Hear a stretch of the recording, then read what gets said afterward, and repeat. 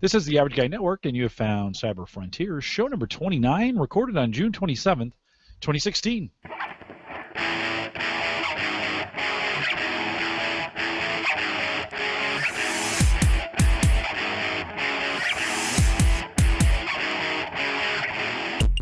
Here on Cyber Frontiers, we explore cybersecurity, big data, and the technologies that are shaping the future, all from an academic perspective. I'm your host, Jim Collison, broadcasting live from the Average Guy TV studios here in Bellevue, Nebraska. And, of course, we post the show with world-class show notes at theaverageguy.tv. If you have questions, comments, or contributions, you can contact us. Send us an email, jim@theaverageguy.tv. If you got questions after the show, we'd love to have them at that address, jim@theaverageguy.tv. Track me down on Twitter at @jcollison, or you can now, I always say call in those questions, but nobody called them in, so we discontinued the phone number for that. But if you do have questions, either tweet them at me or send me an email. I did have somebody this week send me a video question, which was awesome. It'll be for Home Gadget Geeks, but a great way to do that. Just fire up your phone, take a video, send it over to me.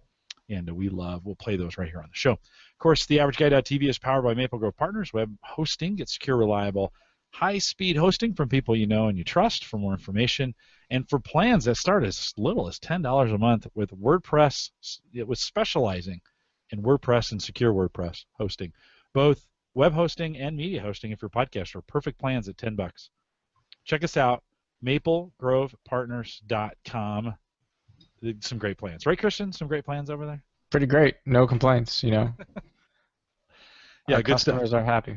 They are, and theaverageguy.tv is, of course, is a customer, and so if you got any questions, you can always ask me. Cyber Frontiers is also part of the Geeks Network. Find the link to this show and many other great podcasts at thegeeksnetwork.com. All right, well, we have been waiting for the show for a little while. We actually got shipped some equipment. It's been a month or so now, so our friends over at Anonabox, we appreciate you guys being patient with us. We talked about this on 2 shows. On Home Gadget Geeks, we've kind of covered it, but I was dying to get one of these in your hands, Christian. And so for the folks that are watching, Anonabox, again, are these VPN and Tor devices, the Pro VPN for the standard devices, VPN and Tor for the Pro devices. Literally, if you can see, like here's my iPhone. Right, look how small that is. Device you can take with you. We're going to talk some more about it, but Christian, welcome to the program, and thanks for being with us. Thanks. It's good to be back. Definitely going to be a follow-up. I really like the idea that we're doing a product review of something that we've talked about from, quote, the academic perspective and the average guy perspective last week. So if you haven't watched last week's show, please go ahead and do that, because we really covered what it means to be anonymous. How does one get to the deep web? What does all that really mean? So if you want to know the answers to those types of questions, go to the last show, because we're going to assume you kind of know what you're talking about on this show for this review. Yeah, and Waruna, you've seen one of these. Certainly we weren't able to put one in your hands, but you've seen and looked at some of these. What do you think, just on the surface, average guy, as we think about VPN devices? Any initial thoughts as we just talk about this in a little video review? Right. So just based off the first thing I saw, I thought it was pretty simplistic. So it's not overly complicated, easy to use. I know some of the other VPN services or VPN, the hardware, it's a little hard to set up, and I've also heard some good things about the software as well. Again, being very simple and very easy to use. Yeah, one of the things when we had them on, we actually had them on the show, and then we talked about it in the second show. You said kind of simplistic or very minimalistic in some regards, yet very powerful in what it can do when we think about all the things that's available to it. Simple design from an average guy standpoint, like a guy like me, with a few simple instructions. I set this up kind of as a travel router for me, so if I was in a hotel room, I could connect this to the Wi-Fi and then connect all my devices to it. I could also connect it. It has both an available WAN port on one side and LAN port on the other, so you could go directly through that if you wanted to in your home network and make it a part of the home network space. Christian's going to dig in a little more detail, of course, charging, and there's a USB port on it, but you see how small it is. Christian, when you got this in your hands, some initial thoughts, because we sent you one too. Yeah, I mean, it feels great. So here's the standard bearer, so to speak, in terms of small compute devices. This is a Raspberry Pi 3 in a black Vilrose case, so you can see that size. Now here's the virtual lab installation of the Anonabox Pro. So you can see, even in comparison to the Raspberry Pi, major difference. Everyone is now considering the Raspberry Pi, they accept this model form factor as the standard pocket computer, and the Anonabox Pro nicely is about the same width with the case, and certainly much smaller form factor. So it passes the Raspberry Pi test. You can see I have all the cables plugged in right now. We're actually podcasting over the Anonabox Pro, so at least my connection out to you guys today is running solely through the virtual lab environment I created using the Anonabox Pro, and we're going to talk about that setup in a few short minutes. Yeah, what do you want to start with, Christian? I was gonna have you dive kind of right into your setup, but what do you want to talk about before we get to that? Yeah, no, I just a couple initial things. I think it's always important, how does the user kind of perceive the product when they get it out of the casing, and of course where I put the casing is another entire difference. But what I did put next to me is the manual they include. They include this nice little user guide getting started. Honestly, one of the easiest, most simple reads out there to get it from all the way through. And you don't really have to be that technical to follow these instructions. I mean, this is definitely something that an average guy can sit here, read this, and if you know anything about computing, like how to get to your computer, you can go through this manual, which I thought was a big selling point for this company, because one of the things we talked about in the last show is kind of the barrier to market when you try and get the average guy to understand anonymity. So how do you sell it simple and sell it sexy? This user manual is kind of, I think, a launching point to that. I was able to get the initial setup of this done in like 15 minutes tops, and then that was, including the fact that I created a virtual lab environment for demoing today. So really simple to install. I didn't have to sit there and really understand it. When we go through and walk through the software, you're going to see that the software is kind of like your own home router. So if you've ever been in the router admin interface, very similar to that. Really nice software stack. I think the hardware inside kind of really fits the bill for what this type of device is. So really, I was impressed with just the overall packaging and the instructions because it was super easy to follow. Yeah, no, for sure. I was super impressed with that. I got it up and running in just a few minutes, can connect to it via Wi-Fi or go directly in via cable, and so it's an easy setup. Christian, why don't you talk a little bit about how you have it configured there? Because there's a couple different ways to do this, and you mentioned you're kind of running your current connection through it that we're podcasting on. So just kind of walk folks through so they know how you have it set up. Yeah, so again, you can see if you're on the video podcast, I have 3 cables plugged into this device right now. One is the USB power. This is actually just being powered straight off my desktop, so there's no separate power supply or anything like that. If you had a laptop, you would power it up the same way. If you wanted to wall mount it or do something like that, you could just plug it straight into the wall. They give you a wall adapter as well. The cable on my left is going to the desktop that I am podcasting from. So that's the LAN port. That would be the equivalent of me connecting my cell phone to the Anonabox over Wi-Fi. On the right side is my WAN port. And so what I do is I have a desktop next to me that is simulating what your ISP would be giving you. So my desktop is acting as the internet service provider in this case and passing an internet connection down to the Anonabox that then either wireless or wired clients can get through this device. And so that's the demo lab environment that we'll be showing today. Pretty cool. So both wired and wireless. Wireless setup for you, wireless setup is just a matter of kind of turning the thing on, connecting to it, following the instructions in the book, configuring it that way. Wired connection is just as simple, right?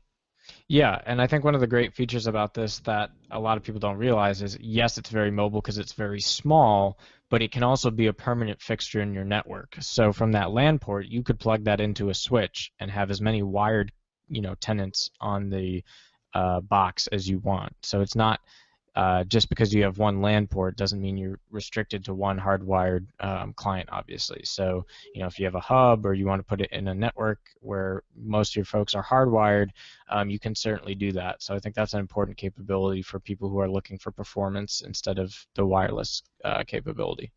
Christian, when we think about use case for most people, and then let's think about use case for the edge, Sure. the extreme edges. So for most people, where's the sweet spot for this?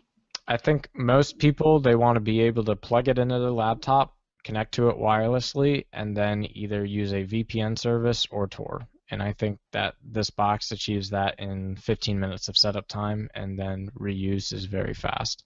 One of the other really cool things about this box that I didn't necessarily realize at first is you can go totally wireless, which is cool because basically it will make a wireless router that your clients can connect to, and then the Anonabox itself uses a wireless connection as its uplink to basically be what your ISP WAN port is. So basically you can have a fully wireless device, right? It gets the internet from one wireless repeater and then it broadcasts an SSID out for other devices to connect to. So really cool that it can do the whole WAN to LAN translation in a purely wireless fashion. And who did you use for your VPN? Because you need a VPN service of some kind, right, to pass this through. Who did you use for that? So I actually did not use a VPN this time. I went over the Tor network, and that's what I'm going to demonstrate today. So that's the really cool thing is there's really 3 different modes of operation with this device. You can use it as a small router network hub with no anonymization taking place, just straight wireless devices connecting and getting internet. You can use it with VPN services like Hide My Ass. So this is a free 30-day trial of that service, and that's built in. The Pro Edition also has Viper VPN built in, which we'll give a try. Probably the most common VPN for enthusiasts that's packaged in is OpenVPN. So that's one that you can create and manage yourself if you run your own OpenVPN server. And then obviously the Tor network. So you really get 3 different modes. Do you want to go on Tor? Do you want to run a VPN? Or do you want to run it directly, vanilla? And so today, right now I'm podcasting on the vanilla portion of the box, but at the same time, I'm also running Tor. And I'll show you how that splits out. But it sounds kind of counterintuitive, like what? How can you, have it doing both at the same time? And so I'll kind of show that. But that's a really cool capability. So for the average user, we think mostly travel router or secure, like if you're in a hotspot location or a free Wi-Fi, maybe airports, maybe Starbucks, those kind of scenarios. And if you wanted to run out VPN, secure your connection going out, you could do it that way. From the edge case, Christian, as we just kind of think about that, who's living out on the edge with this thing, and what kind of value does it have to them for those edge case scenarios? Yeah, I think the edge case scenario, probably honestly Tor enthusiasts. This lets you get directly into the Tor configuration and change it as you want. So you can use it as both a kind of a Tor client in the sense that you're connecting to the router to use the Tor network. You can also use it to act as like an exit node or as a relay, so you can have the box become a part of the Tor network if you really wanted to. So I think there's a lot of enthusiast capability in being able to really drill down into those configurations and get it just the way you want it. There's also a lot of folks who will take advantage of those premium VPNs, and so I think that's kind of the second tier. I think I see more people gravitating towards Tor in the enthusiast community, at least, although that is kind of hard to measure because I feel like there are definitely solid VPN services that people use that they trust. So at that point, it really comes down to which provider are you most comfortable with. And what's the advantage to using a Tor network versus going VPN? You're on Tor now, but what's the advantage to either one of those for me, say the average guy? Sure. So yeah, they all really have different capabilities. I think the most simple example I can paint is, let's say you're using OpenVPN. You are either self-hosting OpenVPN somewhere else, or you are paying OpenVPN, the commercial version, to have an account. Most likely in that scenario, when you connect to that VPN, you're only going to be coming out of one new IP address, right? And that IP address might be traceable over time. So when we talk about anonymity, I can probably, with a fair certain degree of confidence, watch your traffic over time and say, oh, that's Jim connecting to his VPN.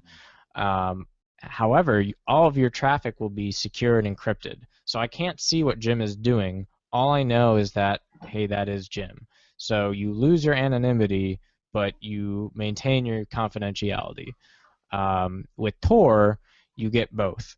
You maintain your confidentiality, and you also maintain your anonymity. So with Tor, because you're hopping around at different exit nodes all the time, I'm not going to be able to figure out, oh, that's Jim's VPN turning on. Now, there's pros and cons to this. It really depends on whether or not you care about the non-repudiation of being able to say, I'm no longer anonymous.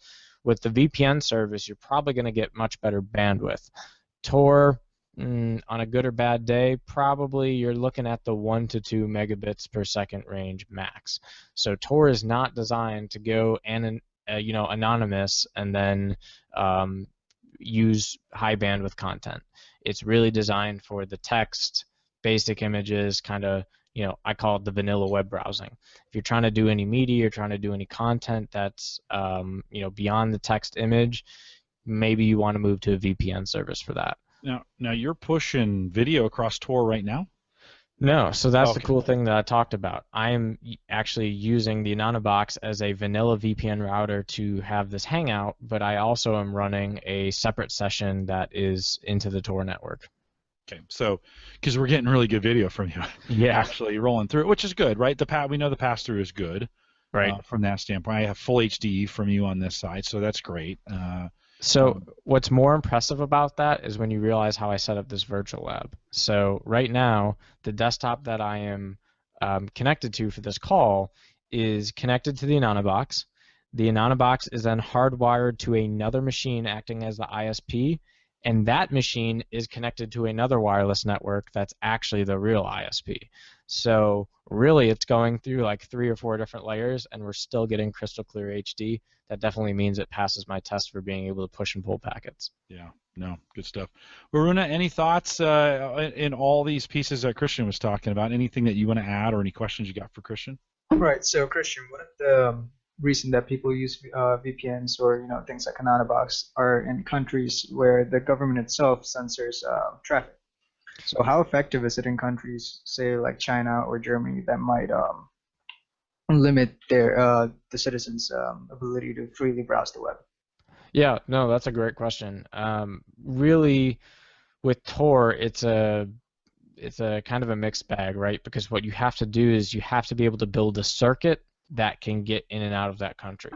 So that might be hard to do in a country where they're clamping down on the exit nodes. The way they will do it, though, is they might not have control necessarily over how you connect, but a lot of services, there's really 2 things. A nation like China could choose to block all your entrance nodes so that you can't establish a connection to the Tor router, which is kind of hard to do because there's a lot of entry nodes that are outside of China, right? So you can definitely probably establish an entrance node. What they'll do is sites that they are trying to block, they're going to block those exit nodes, and those are going to be blacklisted. So no matter where you come out, you're not going to be able to get content. That can be a real problem, and so a lot of sites will censor on the site level, saying all Tor exit nodes that are currently running, I drop them instantly. So that can be a problem because you're going to lose content. VPNs have the advantage of chances are a nation will not have every VPN IP picked out like Tor does, because the Tor network is there's a lot more metrics around Tor. So if you're trying to kind of avoid censorship, there's ways to do that with a VPN service that isn't heavily, doesn't really have the ability to be regulated.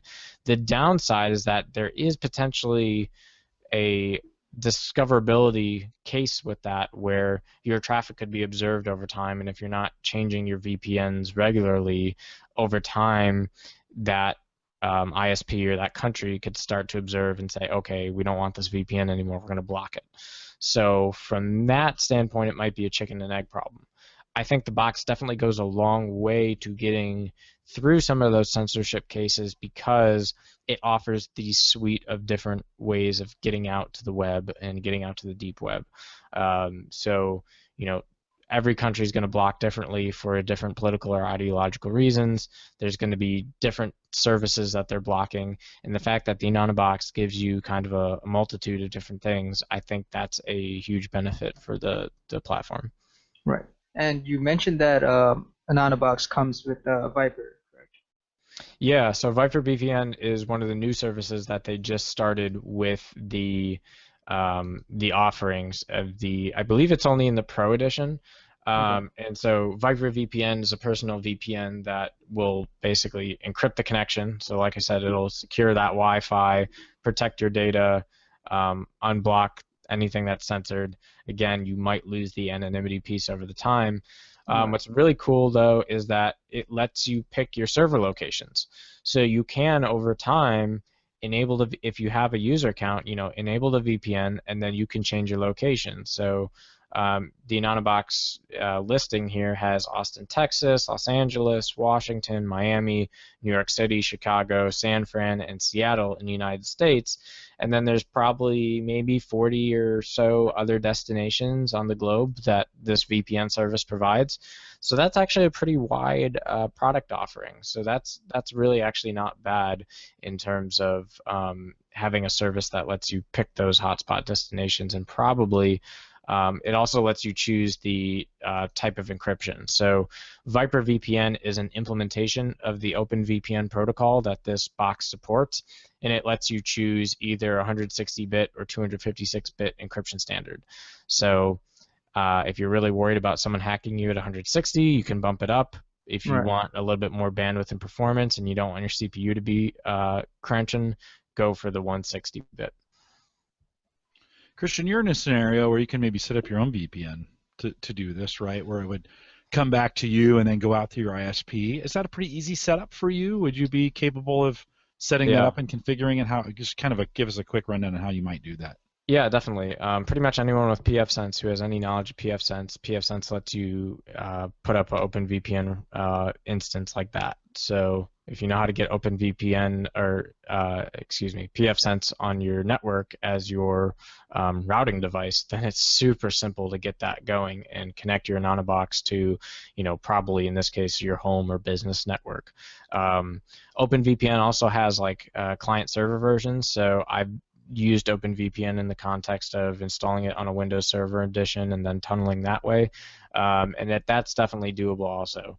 You get into some more difficulties with having to learn how the bridging works and which thing to do.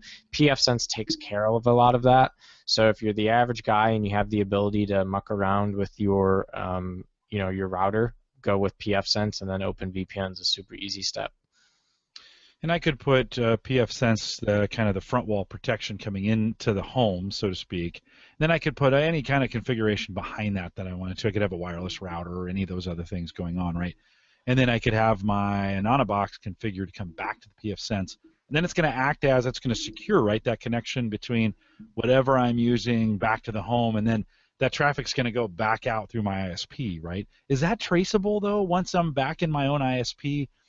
If I really want to be anonymous and I'm using that configuration, does that traffic then just get picked up on my ISP? So your ISP will basically see that, oh, you're making connections out to Tor network nodes, but they won't be able to see where you're going to, who you're talking to, etc. So obviously, at some point, your ISP has to see packets because that's how you get out to the internet. But they really can't see much more than, oh, you're using Tor on our ISP. Now, they might get weird about that, unlikely, but really, you know, beyond that, there's not much that they're going to be able to ascertain when using something like that. Okay, cool. Very, very cool. Well, we've covered some of the details of the box. I want to kind of let you dig in a little bit. Hopefully, you're able to do some screen sharing on this. So am I safe to assume when we think about Tor, we covered a lot of VPN when we covered this on Home Gadget Geek. So if you go to theaverageguy.tv, search Anonabox, and we did a couple shows on it, including having the the founder and their marketing guys on. So you might want to listen to that show if this is the first time you've come across this. We got the guys who actually work on it. They actually challenged us to hack this thing a little bit, come up with some new ways of using it. They're all ears. So if you've got one of these, by the way, the Pro version, $119 right now, so under $19 if you want to pick that up. You can pick it up on Amazon or right from their site.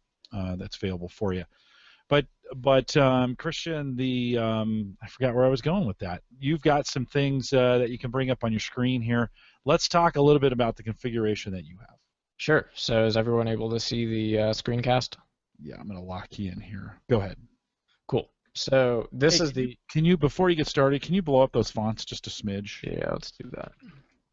Perfect, right there. Perfect. Awesome. Right there. Awesome. So we'll start at the home page. So this is Anonabox Home. This is what it looks like when you get the device up and you enter the local IP that they provide you. You can see that it's using the OpenWrt firmware, which is pretty awesome. So a lot of people use DDWrt to hack their Linksys routers. That used to be the cool kid thing to do back in 2006. So based kind of in that realm of technologies, I'm going to go ahead and log in. And this is what I get when I get to my home page. For people who have used pfSense or other administrative interfaces for their router, you're seeing a lot of similar stuff. Just some basics. You get the firmware version of OpenWrt. You get the model of the Anonabox. We see it's the Pro Edition.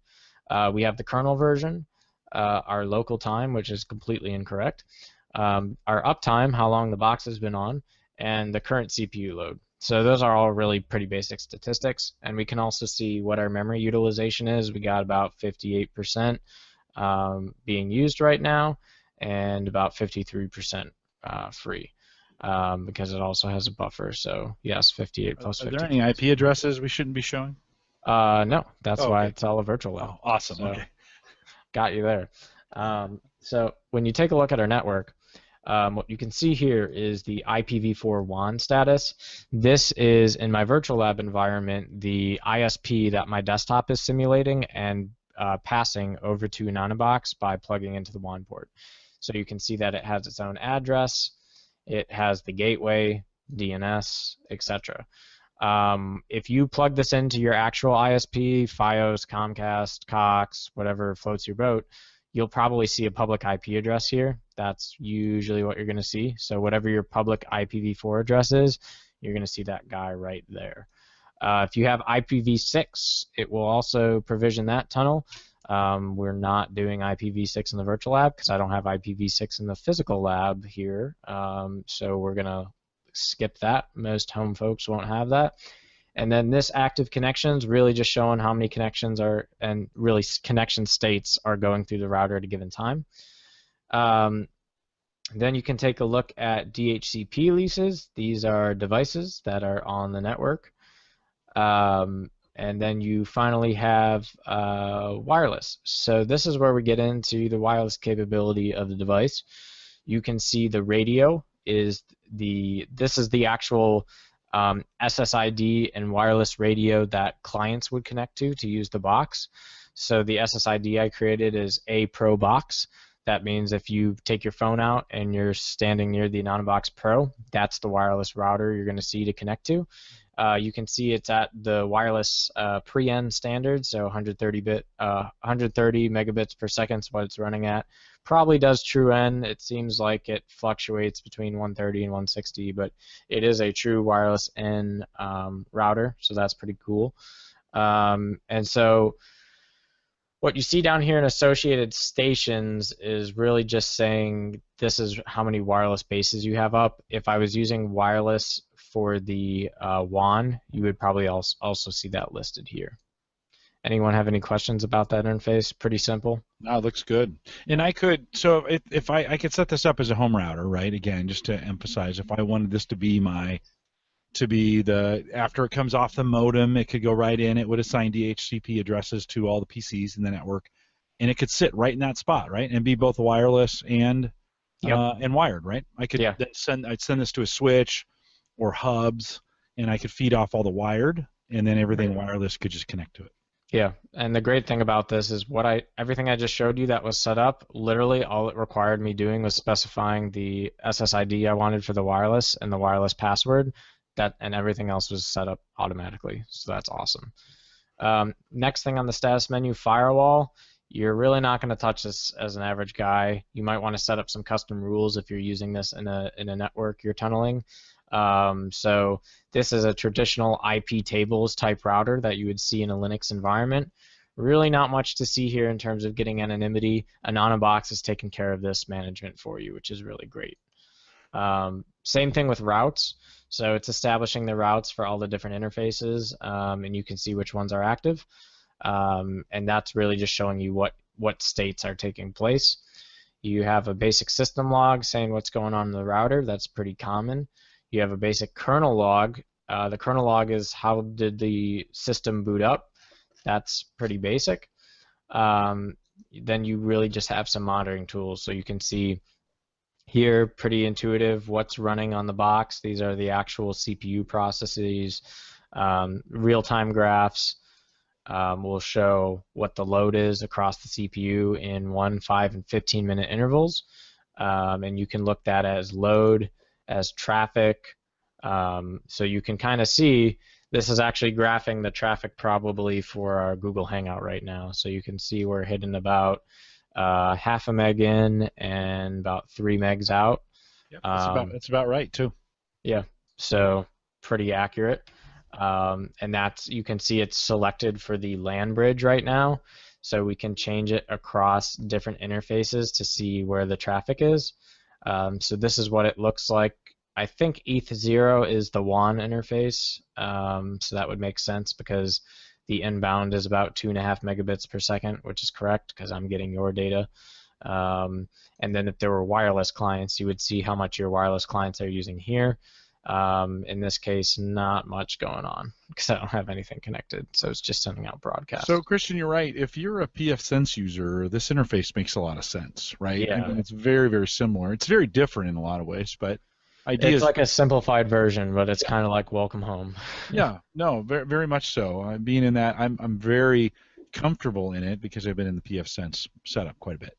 Yeah, and you can also see signal coverage and strength, which is really nice, and you can get the real-time connection. So again, I think they did a pretty nice job with showing how this is working. So I'm pretty pleased with the overall status capability of the interface. So, Yeah. So you mentioned that you can view all the wireless devices that are connected to the box. Yes. Now, is there a limit on how many devices you can connect, or is there a point where the box starts throttling the devices? So it's a regular DHCP server running on here, so in theory you can have as many wireless devices as you want. I imagine after some point the radio waves in the box gets a little bit strained, so it's probably unlikely you're going to run 300 concurrent wireless clients with a degree of happiness, but you can certainly probably put somewhere between 5 and 20 without too much of a sweat. And it can't have, in a small size, the antennas can't be great, so it's not going to have the range of some of the wireless routers that are out there. So I think there's some limitations on that as well. Yep. So here you're seeing the fact that the box is connected to the Tor network, which I told you was happening concurrent. So this basically shows you what version of Tor is running, and it shows you the circuits that the router has built to get to the Tor network. So if you know anything about how Tor works, again, see our previous episode, you can see that this router automated the process of choosing which circuits it needed to complete the connection to the Tor network. And then down here you can see a little bandwidth counter of active bandwidth that's happening to and from the Tor network. So overall, pretty simple status monitors. It gets the job done, and so from that perspective, I'm glad it's easy, quick to use. From a system standpoint, again, really basic stuff here that you would see on a regular router. You can set up your time servers. You can set up your administrative login. You can set up SSH. You can configure plugins and software in the Linux distro as if it were pfSense or otherwise. You can actually configure custom things to start up with the box.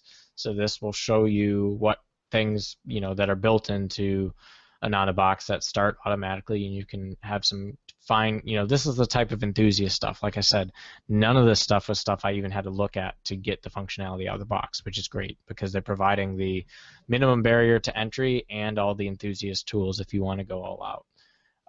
You can configure the LED on the front, so mine blinks green. You can probably actually code different flashes and triggers, which is pretty cool.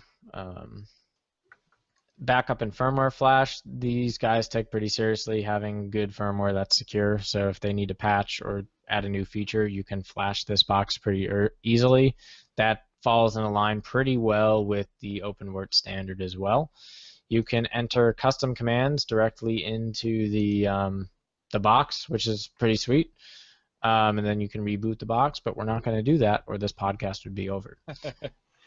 Yeah, we would lose you. So briefly, I'm going to talk about network really quick because this is the one menu you do actually look at when you need to set up this device for the first time. So you go up to the network menu, you click interfaces, and what you see here are the different interfaces that are on a box. So you can see the LAN is green. This is the physical LAN that is hardwired in. You can see that it's transferred about 1 gig out and 1.2 gigs in. And you can see that this is the current IP of the Anonabox on the LAN side. So if LAN clients want to connect to the box, that's the IP they want. You can see the other VPN services. They're tunnel adapters, which is pretty common for a VPN. Those are also defined here. You can see the WAN interface, ETH0, and you can see its associated traffic and the ISP IP that you would be getting down here. And so these are your basic physical interfaces. The only thing you really have to do here is make sure if you're doing the hardwire setup, I went to this page to make sure that the LAN and the WAN showed my IPs and showed uptime. If they don't, you need to either hit stop or connect or the appropriate button to ensure that you've established a connection and that you're seeing traffic. This is also kind of similar to what you would see in a pfSense environment. You then have on top of here, you can drill down into the specific interface setup. So this is the interface setup for the LAN network, and you can basically see how the Anonabox Pro looks on the network. Again, this is all enabled by default. This is really if you want to do custom things with Dhcp or your firewall or so forth, you can go in here and get as tweak savvy as you want. The big thing that we talked about on the show is wireless. So you can see that in the wireless overview panel under network, this is the configuration for the wireless radio for clients to connect to an Anonabox. The only thing I had to do to set up the wireless was edit this configuration, set my general setup. I specified the SSID, which is the name of the wireless network I want to connect to. It automatically selects LAN, so this is where the wireless network is taking you to, the LAN network in the Anonabox Pro. And then if I go over to this wireless security tab, I can set my encryption and my wireless password key to secure the network. Save and apply, and it's booted up, and you have a radio. And then likewise, you can go up and set another one for doing a wireless uplink, which is described pretty nicely in the manual. So when you're looking at this and you're looking at configured Wi-Fi, it starts around page 11 in the product manual that they provide, but it walks you straight through how to use the wireless to uplink to your internet service provider. Any questions on that whirlwind tour? No, it's a good one. I'll remind everyone that if you're listening to the audio version of it, you should probably come over to theaverageguy.tv and find, this is Cyber Frontier, so CF029, and find the video. That's the easiest way to find the video if you want to watch it, a good run-through of it. Definitely. Yeah, the rest of this content will also be helpful Aruna, for video. But any questions before we plow through? So one question. So you mentioned again with I saw that Viper VPN was one of the services that you could use. Are all the services that come through Viper VPN specifically one of their proprietary technologies called Chameleon? which makes it hard for places like, for example, China or whoever's censoring internet traffic. It makes it hard for them to detect VPN use. Are those available through Anonabox, or is that only a Viper VPN service? So Viper VPN usually uses those technologies in the implementation of their VPN so that you get some of those features of anonymity and so forth. From the Anonabox perspective, you're looking at the Anonabox screen for what it would look like to open up a connection to Viper VPN. So you would enter your username and password for that service. You would check the box to enable VPN. You can then drop down and select the location that you want to go to and then connect. There's nothing really additional than that in terms of configuring Viper VPN. So any of the technologies that Viper VPN is using, such as Chameleon, is in the actual implementation of the service that you get when you sign up and pay for their service. So, but you can see it says, you know, it has 700 plus servers and 50 plus locations, but it has 200,000 plus global IP addresses. Right. So that's how they're getting that anonymity aspect that we talked about that makes it hard to detect it's a VPN. Does that make sense to everyone? Yeah. Cool. Good. Keep going. Awesome. So the services menu is where it's all at. So when you get, you know, at the end of the day, why are we using Anonabox? It's for one of the things in this menu. I'm going to talk about Tor because that's probably what is set up right now and what is most interesting from the Enthusiast side. So again, you can see that it's providing my status that I'm already connected to the Tor network. Original product reviews I saw about this, I've heard stuff as, oh, it takes as long as 2 to 5 minutes to connect to the Tor network on this. That was not my experience. Usually the connection took a maximum of 15 to 20 seconds to open up the initial circuit. So that's pretty good performance as far as I'm concerned. It's a one-time connection. You don't have to reestablish it until you lose the connection, which usually would only happen if you power off the device. We have the right Tor version. Again, we see the counter. And then we see all the circuits that are built, and we can see that the Tor network is running. One of the things I was talking about with the Enthusiast community is this section here, Advanced Configuration. If you take a look at this, this is the actual configuration that you would see if you're running Tor-based applications directly. So either this is the client or the server side. So you can see this is a lot of the configuration that Anonabox is managing for you. But they're also giving you the option to put in a custom configuration. So if you're an enthusiast and you know Tor really well, you're going to be able to go in here and tweak it just the way you want it. It's got all the comments for the settings, so if you know what you're doing, you can really go in here and fine-tune it to work, to operate on the Tor network just the way you want it to. What is really cool about this is custom bridges. So if you want Tor to go over a specific set of nodes, this is where you can configure that. That's a pretty important feature. Again, the average user probably won't care about this. This is more of an enthusiast point. The thing that's really cool that is allowing me to both podcast and be on Tor at the same time is the proxy configuration.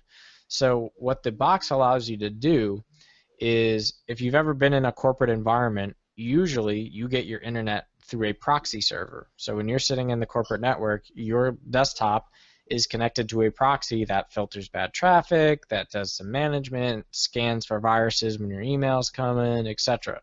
So this router is actually creating a proxy server that you can then configure your browser to point directly to the Anonabox IP address on your LAN. And what that lets you do is have a browser use it like a regular proxy server, but they're on the Tor network. So that's really cool. So what we're going to do is switch over to that in a minute. If I can figure out how screen share works on here. There we go. So you should be able to see Firefox now. And if we take a look at the settings for Firefox, I'll show you what it takes to configure Firefox with Tor. You go to Advanced, your Network tab, and your connection settings, and you can see instead of selecting most of the case when you're installing Firefox and using it on your home PC, you know, it's going to be checked with no proxy. What we do is we change it to manual proxy configuration. we enter the IP address of the Anonabox and the port that we created the proxy on. Once we hit OK and back out of this, we Christian, basically... can you blow that up just a smidge for me? Yeah, let's see if I can do that. Just let's see if we can get a little. It's just a little small on the screen. Yeah, this window doesn't It's okay. maximize because it's Okay. Firefox. Try the hamburger menu and see if there's a just a plus sign on. There we go. Perfect. Thank you. So that is Firefox, so you drop down here, you hit your options gear, that takes you to this page, which we got back, and you're going to go down to the Advanced tab, Network, Settings, and then this is the window where you enter the IP address for the Anonabox in the HTTP proxy line and specify the port. So what that lets you do is now you're connected directly, this browser only is connected directly to Tor using the proxy server. So what's important to distinguish is hopefully you would be if you're going to use a proxy server, you should kind of make sure that there's nothing between your box and the Anonabox. So you want a direct connection if you're using the proxy configuration, which will be the scenario for 99% of folks. So because you could technically maybe leak information about your connection to other people in your LAN if there's more hops. But again, for 99% of the people, they're wired into Anonabox directly. Not going to have to worry about that with the proxy. And now you can see if I refresh the page, which it's thinking about. Congratulations, this browser is configured to use Tor. Your IP address appears to be this IP. If you went and looked up that IP on the internet, you would see it's a Tor exit node. So this website checks that you're connected to Tor by seeing if the public IP address that's connecting to its server is a publicly listed Tor exit node. You can also tell if I refresh the page again, chances are it will hop around on IP addresses. So you see 93.115.952.01. If we were to give this a few minutes and come back, it will hop around to another node. Right now it's staying on this node, but it's definitely something that will cycle over time. Now, an important disclaimer that I need to make about this, and you can see on this page, is that if you want true anonymity, your browser is a massive walking footprint vacuum cleaner of leaving all sorts of signals saying who you are and what your profile is. So chances are you don't want to connect your regular browser directly to Tor, because I'm going to see your user agent, I'm going to see some other stuff. I might still be able to actually trace you. Even though I don't know what IP you're coming from, I say, hey, I recognize Jim's user agent string. He just bought something on Amazon 3 weeks ago. There it is. So now I know that Jim is using the Tor network, and he was dumb enough to use his regular browser. Jim's not that dumb, though. He's a smart guy. So what he's going to do is use a vanilla scrubbed browser that doesn't have those user agents, doesn't have the plugins, probably has JavaScript disabled. What you have to remember about browsers, the way they're set up, is they're set up for maximum entertainment, maximum advertising, maximum juice. What this basically means is it's leaking signals and data all over the place. You might be connected to the Tor network, but you might still be leaking signals. If you have JavaScript enabled, JavaScript might actually be making connections that aren't going through the Tor network. It might actually not be using your Tor circuits and going through your real connection, which also will leak information. So the easiest way to avoid all of this is to probably go and download and use the Tor browser software, which disables all that stuff for you. One of the limitations of that I'm still trying to work on with Anonabox is whenever I run the software to set up Tor, it wants to establish the connection directly, which we don't want to do because that's what Anonabox is doing for us. We just want to be able to use it as a regular user. So from that perspective, you want to follow the guidelines for how to install a browser of your choice that has all the minimal stuff down. So you want to pair off your user agent, you want to disable JavaScript, and really, if you go to the download page here for the Tor browser, you'll see want Tor to really work, you need to change some of your habits, as some things won't work exactly as you're used to. this is basically explaining all the types of things I'm talking about with what's going on here. So things like don't download documents, use HTTPS, etc. Don't enable or install browser plugins, right? So those are the types of things that the Tor browser is automatically disabling. I don't really use Firefox that often. If I do, I use it as a developer environment. So I feel totally comfortable accessing all the main features of Firefox just to get my anonymity. And then using Chrome is kind of like my regular day-to-day browsing. So Firefox is probably a pretty good browser to get away with doing, kind of making your own Tor browser, so to speak.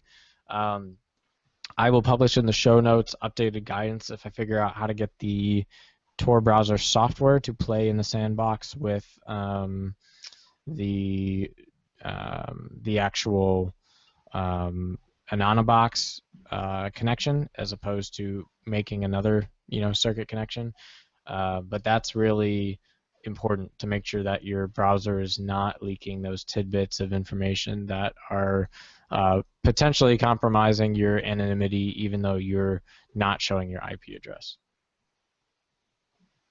I feel like that's, now that you're saying that, Christian, you do all this work, and then the browser just leaks your information anyways. It's an interesting. I hadn't thought all the way through that if you want to stay. And when we think about remaining completely anonymous, there are some use cases I was reading. I think I was off the Anonabox site. They're like, well, who does this? Well, you think there are some reporters who are doing some information. They don't necessarily want. They have sources that they don't want to expose, and so they want to keep that traffic anonymous. I think in some of the networks, and some of the here, I'll switch back off so we're not watching you. Are you done on the browser side of showing stuff, or you got more to show? Maybe in a minute. Okay. We'll kill it in a so minute. So I'll keep it. I'll leave it over there. I think you think of folks who are going at special crimes units, who are trying to go with both the human trafficking and some of those things that are happening. They, of course, want to communicate, but they don't want the bad guys to know that they're communicating in some of these environments. And so when we think about that, those are some real-world cases where being completely anonymous or having your traffic being anonymous is not necessarily the bad guy stuff, right? We often equate this with, it's the bad guys trying to cover their tracks. Sometimes it's the good guys trying to cover their tracks. So a good use case for it. Yeah. Another thing to note about this is that the .onion URLs that will work in the Tor browser aren't going to work in Firefox. That's what I wanted to test here. So you're going to need to use the Tor browser to do that. So I will have to publish some updated guidance. I didn't get that far in tinkering with this because I was so excited that I could get anonymity without But this is entering the barrier. This is the difference between having an anonymous profile and then wanting to go to the deep web, right? So you can be anonymous and take advantage of the Tor network without traveling to the deep web, right? Because I'm able to get to my regular sites and appear as a Tor client. If you want to use those .onion and get into that whole world of stuff, you're going to want to get that Tor browser out and get it hooked up to an Anonabox Pro. And so we're going to have to issue some additional guidance there. Okay. Cool. What else? Christian, got any more? Is that just about cover it? That's about on the hour. Yeah, we're coming up on the hour. I just killed the screen share here. Varuna, go ahead. Hold on, let me take it off. Do you have a question, Varuna? Oh, no. Okay. So, yeah, I mean, I really think overall, $120 for a device that size, you say, gee, that sounds expensive. But I was really impressed with just how much they covered the different feature set really in depth, really well. I didn't feel like, for the price tag that I was getting ripped off. I didn't feel like I was funding a Kickstarter, so to speak. I really felt like there was some good thought put into the product design, and that it really, it's small, it's portable, it's fast, it has a variety of different services to use, it's effective, and so I really do think it is a fair price. I think the introductory models start around $70 or $80, which is probably even better. So I was pretty happy with the price point. I think customers will see the value in that price point. And again, it was almost like getting a full pfSense router with a bunch of these extra features in something that I can fit in my pocket. So, for that price tag, I won't complain.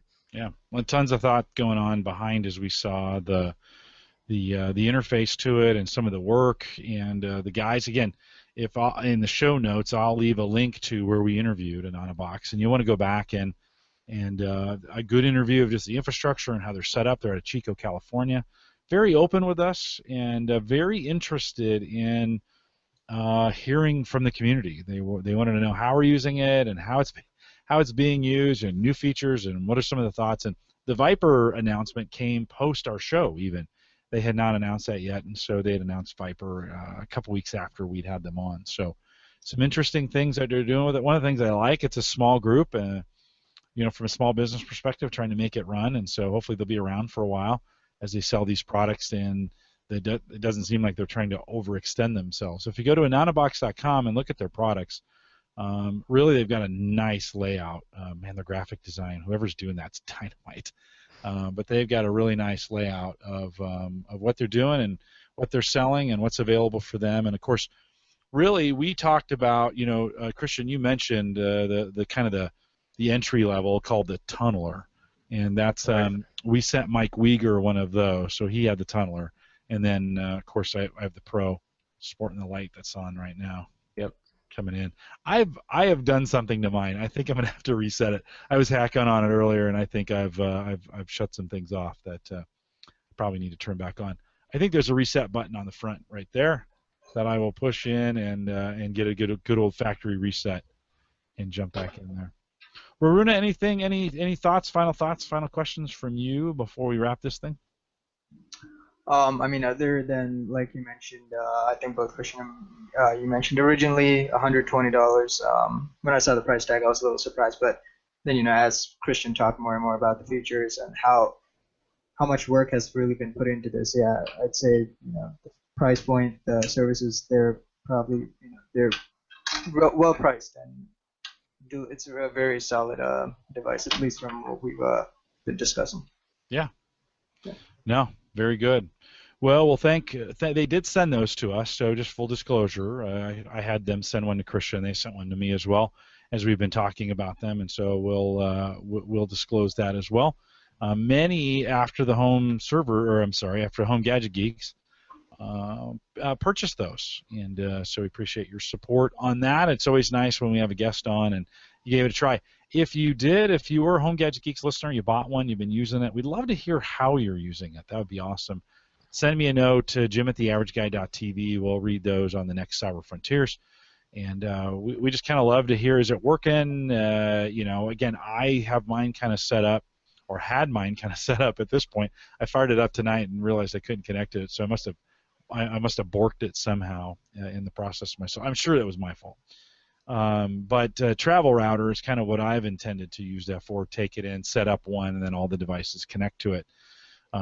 Christian, from your standpoint, certainly that's one use case. Have you had any other thoughts of, now that you got it, or are you going to use it for some other stuff in your studies? Yeah, I certainly like the idea of having kind of a wirelessly available Tor client, just because, undergraduate computer science curriculum, these are big topics right now. A lot of people are actually studying the technologies of how you build a Tor network, how it was done, and how the protocol works. So, there's a lot of different academic use cases that I could see that would be cool to just kind of have one of these devices around for. So yeah, that's pretty cool. Yeah. Very good. All right. Well, any thoughts on where we're going with 30? 30 is the magic number. If we can just get Cyber Frontiers to 30, it means we've made it from a podcast standpoint. Yeah. Have you put any thought in to what we'll do with Cyber Frontiers 30? Not too much yet. I wanted to do some justice on the Anonabox Pro, so we're going to hit the think tank for making show 30 a solid lineup, but I'm looking forward to it. All right, a couple weeks from now, and we're getting these in just kind of as we can. So thank the both of you for jumping in here and for chatting tonight. Man, that hour went fast. So nice job on the demo, Christian, a good really walkthrough. We did not do that kind of walkthrough on our Home Gadget Geeks. We more talked about the company and kind of the average guy scenarios, and this was a real deep dive into the interface. So remind everyone, take advantage of the resources we have over at theaverageguy.tv. So if you haven't been over there in a while, we got some reviews that we're doing. We're doing a lot of video reviews these days. It's just a lot easier and a lot faster to get those done. So if you notice, some of the reviews are hands-on, although we've got some written reviews out there as well, some of the products that we're working on. And so if you haven't been out in a while, you maybe just been listening to the podcast, head out to theaverageguy.tv. Love your feedback on that as well. Just a reminder that the Windows 10 day is kind of drawing near.